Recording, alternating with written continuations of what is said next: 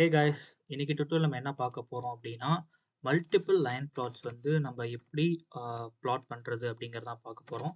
So இது வந்து ரொம்ப ரொம்ப சிம்பிளான டுட்டோரியல் தான். ரொம்ப பெரிய விஷயம்லாம் கிடையாது. ஸோ டைட்டில் கொடுத்துக்கிட்டு நான் வந்து மல்டிபிளுக்கு ஸ்பெல்லிங் தப்பு. Multiple plot. ஓகே. ஸோ இப்போ என்ன பண்ண போறோம் அப்படின்னா, எப்பயும் போல நார்மலான கோடு தான். ஸோ மேலே இருக்க ஏதாவது ஒரு கோடை வந்து நான் காப்பி பண்ணி எடுத்துக்கிறேன். ஓகே. ஸோ இதை வந்து காப்பி பண்ணி எடுத்துக்கிட்டு ஜஸ்ட் நியூ செல் கிரியேட் பண்ணல, அதில் வந்து பேஸ்ட் பண்ணிக்கிறேன். பேஸ்ட் பண்ணிக்கிட்டு இங்கே பார்த்தீங்க அப்படின்னா நம்ம இந்த இடத்துல வந்து ஒரு பிளாட் வரைஞ்சிருக்கோம் இல்லையா? ஸோ இந்த இடத்துல ஒரு நார்மலாக ஒரு பிளாட் வரைஞ்சிட்டோம். அதே மாதிரி என்ன பண்ண போகிறோம் அப்படின்னா இன்னொன்று வந்து நம்ம ஆட் பண்ண போகிறோம். ஸோ இங்கே வந்து நம்ம இப்போ என்ன பண்ணலாம் அப்படின்னா புதுசாக இன்னொரு டேட்டா வந்து இதுக்குள்ளே நம்ம இன்சர்ட் பண்ணலாம். ஸோ அதுக்காக நான் என்ன பண்ணுறேன் அப்படின்னா டேட்டா 1 ஈக்குவல் டு ஒரு லிஸ்ட்டுக்குள்ளே வந்து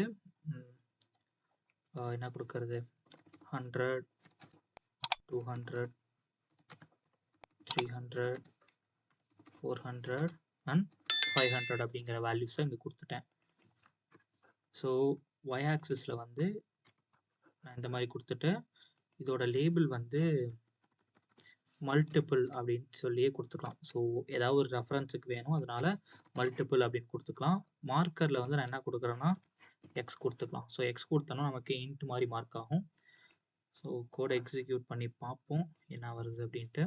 இப்போ அவுட்புட்டில் பார்த்தீங்க அப்படின்னா ப்ளூ கலரில் வந்து கீழே நமக்கு ஒரு பிளாட் இருக்கும். ஸோ இது வந்து நமக்கு என்னன்னா லீனியர். அண்ட் தென் அதே மாதிரி ஆரஞ்சு கலரில் இன்னொரு பிளாட் இருக்குது, அது வந்து நமக்கு மல்டிபிள்.